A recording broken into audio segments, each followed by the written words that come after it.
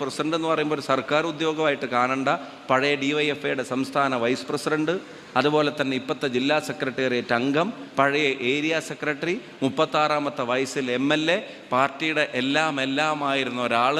അയാൾ പാർട്ടി തീരുമാനിച്ച് AKC സെൻറ്ററിൽ നിന്ന് കത്ത് കൊടുത്തിട്ട് ദേവസ്വം ബോർഡിൻ്റെ പ്രസിഡൻ്റായപ്പോൾ ഈ പാവം ഭക്തൻ വിശ്വാസി ശബരിമല പോവാൻ നോമ്പെടുത്ത് വ്രതമെടുത്ത് 41 ദിവസം കാത്തിരുന്ന് അവിടെ ചെന്ന് മല ചവിട്ടി മേലെ കയറി 18ാം പടി ചവിട്ടി ശ്രീകോവിൽ തുറക്കുമ്പോൾ നിറഞ്ഞ കണ്ണുകളും തൊഴുന്ന കൈകളുമായിട്ട് അവിടെ നിന്ന് പ്രാർത്ഥിക്കാൻ വേണ്ടി പൊന്നയ്യപ്പനെ കാണുന്ന പാവപ്പെട്ട വിശ്വാസിയുടെ വിശ്വാസത്തെയും അവിടുത്തെ നടത്തിപ്പും സംരക്ഷിക്കാൻ ചുമതലപ്പെടുത്തിയവൻ ശ്രീകോവിൽ തുറക്കുമ്പോൾ അവൻ അയ്യപ്പനെ കാണാൻ പറ്റുന്നില്ല, പൊന്ന് മാത്രം കണ്ടിട്ട് അയ്യപ്പൻ്റെ പൊന്ന് അടിച്ചു മാറ്റാൻ മടിക്കാത്തവർക്കെതിരെ പ്രതികരിക്കുന്നവരുടെ കൂട്ടത്തിൽ ഒരു സംശയവും നിങ്ങൾക്ക് വേണ്ട. ഒരു നല്ല സഖാവും ചിലപ്പോൾ ഇത്തവണ വോട്ട് ചെയ്യുന്നത്